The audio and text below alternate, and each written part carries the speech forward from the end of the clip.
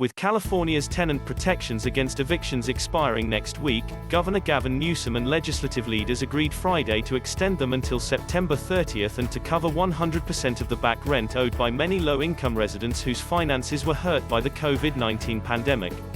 The state protections for tenants who pay at least 25% of their rent expire on Wednesday, but the agreement between Newsom and the leaders of the state Senate and Assembly makes it likely the legislature will give the required approval of the 3-month extension as early as Monday. Providing more time will also allow distribution of hundreds of millions of dollars in rental assistance cash that has gone unclaimed since it was offered in March. Senate President Pro Tem Toni Atkins, D. San Diego, a lead negotiator on the agreement, said the proposal is aimed at averting mass evictions.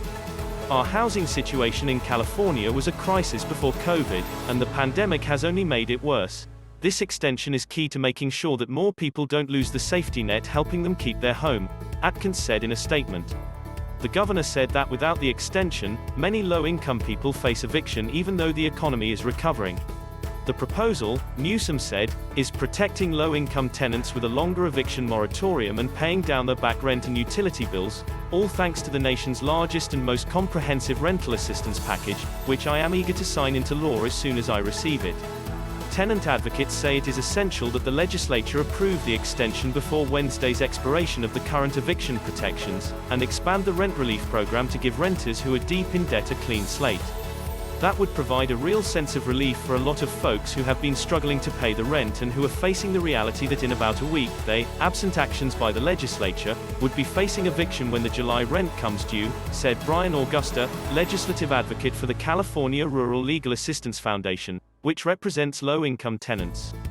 Augusta said he would have liked to have seen a longer extension, and noted there are still questions about what would happen if all of the rent relief is not distributed by September 30th or if the fund is depleted before all tenants in need get 100% of their back rent paid.